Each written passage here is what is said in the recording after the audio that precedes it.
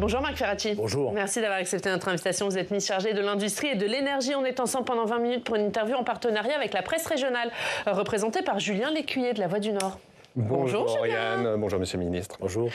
Marc Ferracci, avant d'en venir à vos dossiers, l'actualité, ce sont les suites du meurtre de cette surveillante poignardée par un adolescent de 14 ans. Avant d'en venir aux mesures, un mot peut-être sur ce qu'on a appris hier, sur le profil de cet adolescent. Quand vous avez entendu hier le procureur dire qu'il reconnaît les faits, mais qu'il n'a ni compassion, ni regret, qu'il ne sent pas attaché d'importance à la vie humaine, qu'il a voulu s'en prendre à une surveillante car il ne supportait pas le comportement des surveillantes en général. Comment vous avez réagi ?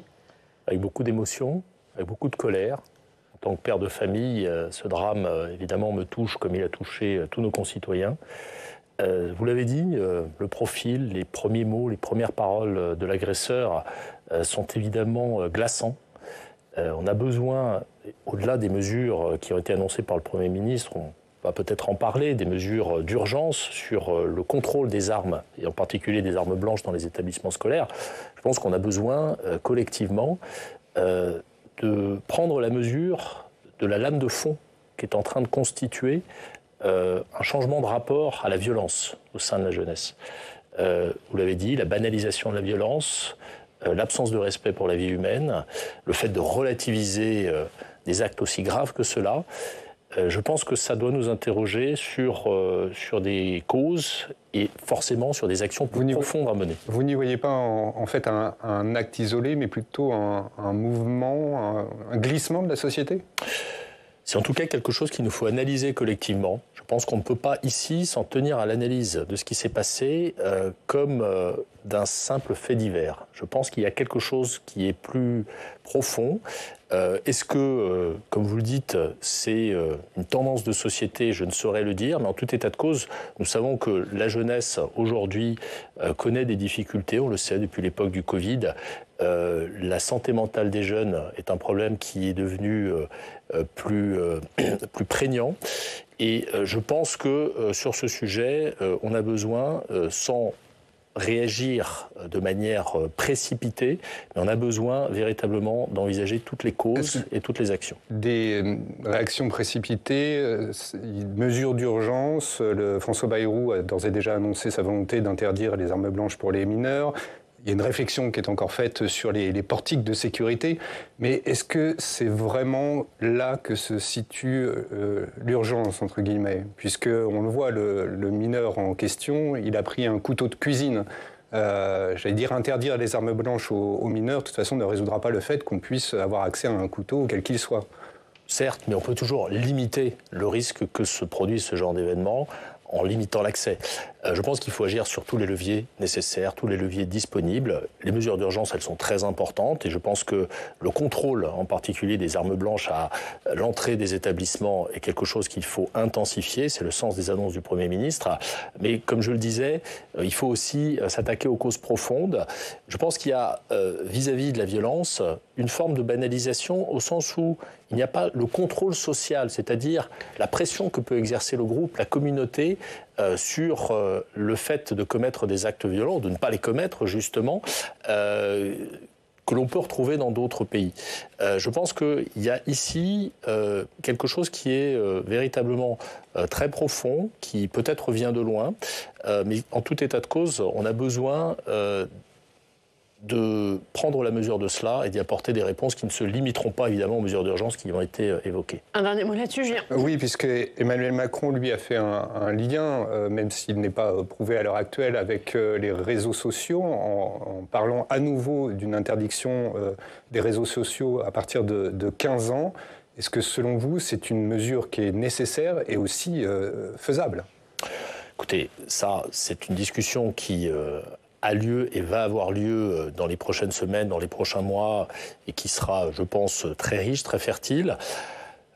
Les réseaux sociaux sont un symptôme de ce qui se passe dans la société, sont une caisse de résonance de ce qui se passe dans la société. Les réseaux sociaux donnent le sentiment à des jeunes ou des moins jeunes d'ailleurs que la vie se déroule par écran interposé. La réalité, c'est qu'on met à distance la réalité à travers les écrans. on met à distance la réalité, on met à distance la gravité des faits. Et c'est cette prise de conscience, quand j'évoquais tout à l'heure la nécessité de prendre conscience, d'arrêter de banaliser, c'est aussi percevoir qu'on ne se met pas à distance de la réalité à travers les écrans, que la violence, quand elle a lieu sur les réseaux sociaux, eh bien, elle fait parfois irruption dans la vraie vie.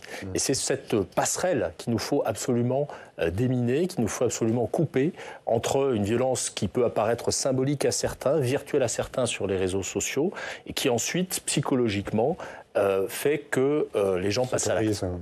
Julien, on va parler du budget. Oui, alors sans transition aucune, évidemment. Pour trouver les 40 milliards d'économies nécessaires, alors on a vu ressurgir l'idée d'une année blanche, c'est-à-dire le gel du budget pendant un an. Ça ferait partie des pistes du gouvernement. C'est une bonne idée, selon vous ? En tout état de cause, on a besoin de trouver ces 40 milliards d'efforts qui doivent d'abord passer par des économies. Je le dis parce que la ligne du gouvernement, et c'est la ligne de tous les gouvernements qui se sont succédés depuis 2017, c'est la stabilité fiscale, c'est la baisse des impôts qui a été introduite au départ et qui doit maintenant être préservée. Donc j'insiste vraiment là-dessus. L'année blanche, ça signifie effectivement geler un certain nombre de prestations, un certain nombre de barèmes. Je pense que... Ce qui revient à augmenter la pression fiscale, puisque en fait, en gelant tout, s'il y a la moindre inflation, en fait, vous augmentez la pression sur les gens. Concrètement, ça signifie ralentir la progression des dépenses publiques au sens large, parce que vous le savez, une grande partie de la dépense et des dérapages de nos finances publiques provient des dépenses sociales. Donc je pense qu'on a évidemment besoin d'avoir une approche large. Ce sont les dépenses de l'État, ce sont les dépenses sociales. Je veux quand même signaler que l'État, pour le budget 2025, a consenti la majeure partie de l'effort. Les dépenses de l'État représentent à peu près 20% de la dépense publique globale, mais représentent 73% de l'effort budgétaire qui a été fait pour 2025. Donc je pense qu'il faut avoir un effort qui soit réparti sur l'ensemble de la sphère publique. Ça inclut les dépenses sociales et ça inclut peut-être, mais c'est une piste parmi d'autres. Vous le savez, le Premier ministre va faire des annonces à la mi-juillet. Il ne m'appartient pas de préempter ces annonces. Sans préempter, c'était votre avis qui m'importait. C'était de savoir si pour vous, encore une fois, je pense que nous avons besoin, en matière de dépenses sociales, de ralentir la machine. Mais de quelle manière ? Ça fait partie des pistes. Je pense qu'il y a deux principes. Le principe consistant à ralentir la machine en limitant l'indexation de certaines prestations, c'est un principe, vous l'avez dit, qui comporte des effets sociaux parce que, effectivement, un certain nombre de citoyens peuvent être affectés. Moi, il y a un autre principe que je souhaiterais voir mis en œuvre de manière beaucoup plus systématique et sur lequel j'ai fait des propositions ces derniers mois, ces dernières années, quand j'étais parlementaire et même dans ma vie d'avant, quand j'étais universitaire. C'est un principe d'évaluation systématique des dépenses publiques. Moi, j'ai proposé un principe consistant à mettre en place ce qu'on appelle des clauses d'extinction. C'est quoi une clause d'extinction ? C'est de dire que certaines dépenses, certaines niches fiscales, certaines niches sociales, ont une durée de vie limitée et elles ne deviennent pérennes que si une évaluation faite par des chercheurs indépendants et rigoureuse a montré leur efficacité. Ça, c'est un principe très puissant qui doit nous permettre de supprimer les dépenses inefficaces. Voilà ce que moi, je préconise et je pense que c'est un principe très général de régulation de la dépense publique qui gagnerait à être mis en œuvre dès les prochains textes. Le Sénat examine aujourd'hui la taxe Zuckman, c'est cet impôt sur les ultra-riches, ceux qui ont plus de 100 millions de patrimoine. Pourquoi le gouvernement ferme la porte à cette taxation ? Mais vous savez, sur cette taxe, il y a eu beaucoup de débats. Il y a eu des débats au Parlement, il y a des débats qui traversent la société. Le sujet, c'est de trouver le bon point d'équilibre. On a aujourd'hui un impôt sur la fortune immobilière. On a fait le choix, au début du premier quinquennat d'Emmanuel Macron, de transformer l'impôt sur la fortune en impôt sur la fortune immobilière dans le but de renforcer l'attractivité de notre pays, dans le but de donner une visibilité à ceux qui investissent, et en particulier à ceux qui investissent dans des valeurs qu'on appelle les valeurs mobilières. Et tout cela a produit des résultats. Moi, je pense qu'il faut faire attention à ne pas envoyer de signaux qui mettraient en péril les résultats qui ont été obtenus. Et quand je parle de résultats, ce sont des résultats très concrets. Je suis ministre de l'Industrie et de l'Énergie. Je constate, dès que je me déplace, que je vais sur le terrain dans les territoires, que les investisseurs qui, lors du sommet de Choose France, annoncent des milliards d'euros, ça se traduit très concrètement par des usines qui ouvrent, par des emplois qui se créent. Et donc je pense que cette taxe Zuckman, elle coûterait des emplois ? Ce cadre, je ne me prononce pas sur la taxe en elle-même. Je me prononce sur la nécessaire stabilité fiscale. Et c'est ça qui me semble l'élément le plus important. Les entreprises et plus largement ceux qui prennent des décisions économiques qui se traduisent par des investissements, par des créations d'emplois, ils ont besoin de visibilité et de stabilité. On va parler. On va parler des entreprises. Alors il y a les bonnes nouvelles de Choose France et puis il y a les mauvaises nouvelles. On a appris hier par exemple que Casa, l'enseigne d'ameublement, a annoncé sa probable liquidation judiciaire. Il y a 700 emplois en jeu. Est-ce que le gouvernement peut faire quelque chose? Mais vous savez, le gouvernement est mobilisé sur tous les dossiers, qu'il s'agisse des dossiers industriels qui sont particulièrement dans mon portefeuille ou des dossiers plus larges, des enseignes de commerce, des enseignes qui ne sont pas dans le secteur industriel. Notre ligne, elle est toujours la même. Quand on a des dossiers d'entreprises en difficulté, de restructuration, de procédures collectives, c'est-à-dire des redressements judiciaires, des sauvegardes, on cherche d'abord des solutions industrielles ou économiques. Ça, c'est la première chose. Et on a des services qui sont très mobilisés. On a les commissaires au redressement et à la prévention des difficultés des entreprises. On a aujourd'hui une méthode qui est très claire et qui nous permet d'obtenir des résultats. Il y a des entreprises qui sont en difficulté, il y a aussi des entreprises qu'on sauve. On a sauvé la fonderie de Bretagne avec l'intervention de l'État et des élus locaux il y a quelques semaines. On a sauvé Arc et 4000 salariés par l'intervention de l'État il y a quelques mois. C'est un verrier, le plus gros site verrier du monde. Donc, et vous le savez, c'est dans le Pas-de-Calais. On connaît bien. Ouais. C'est dans le Pas-de-Calais. Donc, il y a des combats qu'on mène, il y a des combats qu'on gagne et des combats qu'on perd. Est-ce qu'on va gagner? On se mobilise systématiquement sur chaque dossier. C'est ça que je veux dire. Est-ce que le combat pour ArcelorMittal, est-ce qu'on va le gagner? Écoutez, sur ArcelorMittal, quelle est la nature du combat? La nature du combat, c'est de préserver une production d'acier en France. C'est de faire en sorte que les sites ne ferment pas et qu'on continue à produire cet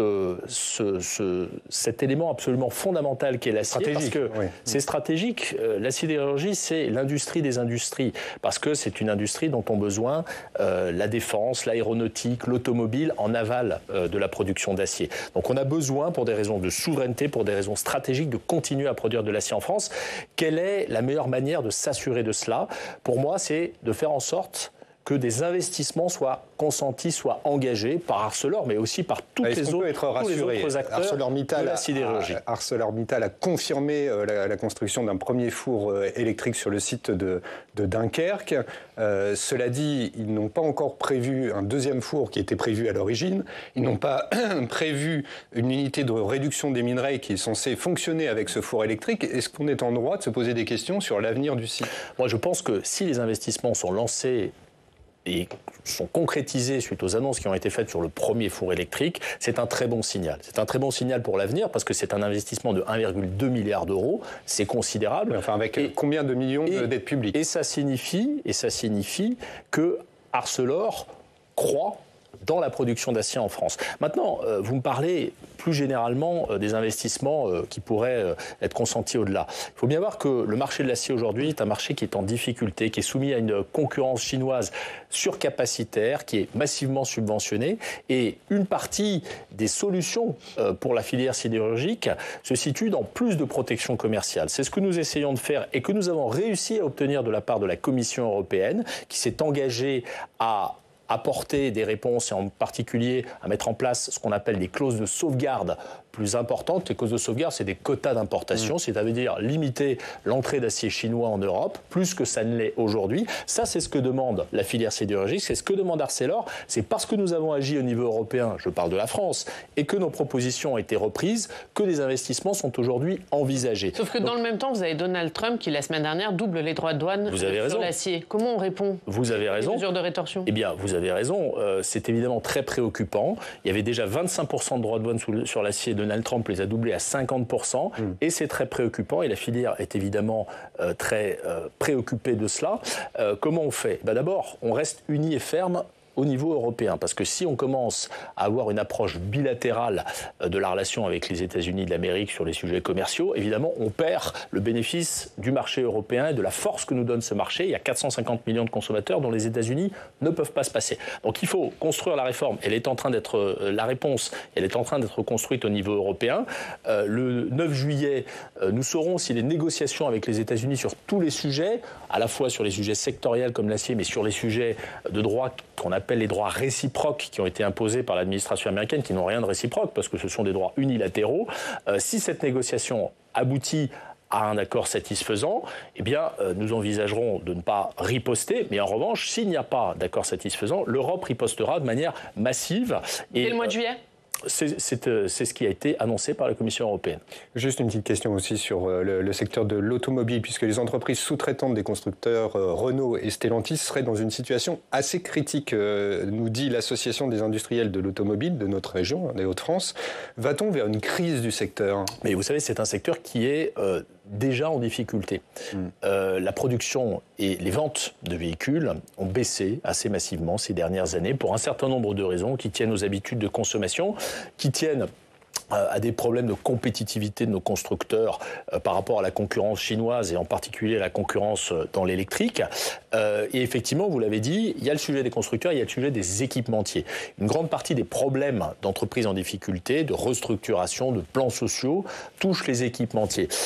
Face à cela, il y a plusieurs réponses à apporter. Il y a des réponses qu'on a apportées au niveau européen. J'étais moi-même avec le commissaire Séjourné à Douai pour faire des annonces sur un plan de soutien à l'industrie automobile il y a quelques mois qui aujourd'hui sont en train de se concrétiser. Qu'est-ce qu'on doit à nos équipementiers ? On doit d'abord de la protection, et en particulier de la protection, on l'a dit, contre les importations qui sont massivement subventionnées, c'est les véhicules électriques chinois. Mais on doit également d'introduire des principes de préférence européenne dans la fabrication. Ça veut dire quoi ? Ça veut dire qu'une partie de la valeur ajoutée d'une voiture, tous les composants, doit avoir été fabriqués en Europe. C'est ça qui protège nos équipementiers au-delà des constructeurs. Ça, le droit européen ne le permet pas à l'heure actuelle ?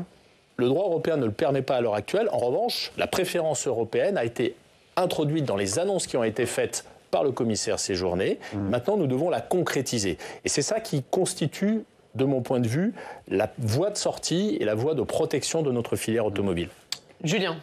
Oui, une autre question sur l'industrialisation, ou plutôt la désindustrialisation. Le président de la commission d'enquête sur ce sujet, Charles Rodwell, a dévoilé des pistes pour créer un choc d'attractivité. Il évoque, par exemple, on en parlait quasiment, de réserver 100% des commandes publiques aux petites entreprises européennes sous un certain seuil. On parle d'élargir l'assiette de la taxe carbone aux frontières, de baisser les cotisations sociales sur les entreprises de 20 milliards. Est-ce que vous signez avec ce plan ? J'étais hier auditionné par la commission du président Charles Rodwell, j'ai partagé mes vues. D'abord, pardonnez-moi, mais vous avez introduit le terme de désindustrialisation. On continue à créer de l'emploi industriel en termes nets. C'est le thème de la commission d'enquête. Les freins à la réindustrialisation. Les freins à la réindustrialisation, c'est ça, le nom de la commission d'enquête. Je le sais parce que j'ai été auditionné par elle. Et moi, j'ai insisté aussi sur les leviers. Mais dire qu'en 2024, on a continué à créer de l'emploi industriel, plus 10 000 emplois, ça ralentit, il faut se le dire. Il y a un certain nombre de filières en difficulté, l'automobile, l'acier, la chimie. Et on voit qu'il y a des plans sociaux, des restructurations. Il faut agir, nous agissons, je viens de vous en parler. Maintenant, sur les pistes, il faut évidemment agir sur la compétitivité. Les coûts de l'énergie, le coût du travail, ce sont des éléments dont nous avons discuté hier avec les députés et qui sont extrêmement importants. La taxation carbone aux frontières, c'est un élément très important. On impose à nos industriels des contraintes en matière de décarbonation. Ça veut dire produire moins de CO2, émettre moins de CO2 quand on produit. Et c'est le cas d'Arcelor avec ses investissements dans le four électrique.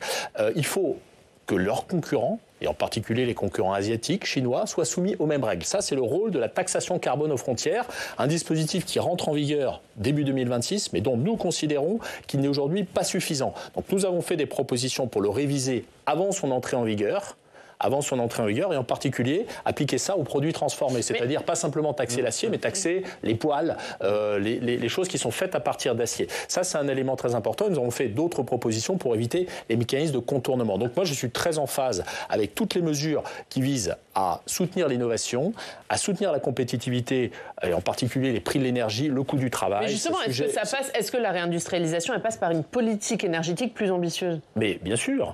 Vous savez, ça n'est pas un hasard si mon portefeuille inclut l'industrie et l'énergie, parce que la compétitivité industrielle et la souveraineté énergétique sont les deux phases. Mais est-ce qu'aujourd'hui les deux sont en phase ? Mais je le crois, et en tout cas nous sommes en train d'aligner notre politique énergétique avec les intérêts de nos industriels. Je vous donne un exemple. Nous avons aujourd'hui des négociations qui ont lieu entre EDF et un grand nombre d'industriels, notamment ceux qui utilisent beaucoup d'électricité, on les appelle les électro-intensifs. Ces négociations, elles doivent aboutir avant le 1er janvier 2026 à des contrats de long terme, c'est-à-dire des contrats qui, sur 10 ans, 15 ans, donnent de l'électricité à bon prix à nos industriels. Elles vont se concrétiser. Certaines se sont déjà concrétisées avec Aluminium Dunkerque par exemple, mais d'autres vont se concrétiser dans les prochaines semaines. C'est comme ça, avec une feuille de route très claire pour EDF, que nous donnerons à nos industriels la capacité à se battre à armes égales avec leurs concurrents. Et moi, c'est mon travail de ministre de l'Industrie et de l'Énergie. Merci beaucoup. Merci Marc Ferracci d'avoir été avec nous. Julien, la une de La Voix du Nord, ce sont les incendies de trottinettes électriques. Oui, tout à fait, avec des drames qui se renouvellent, hélas. Merci Julien. À la semaine prochaine. On passe tout de suite au Club des Territoires.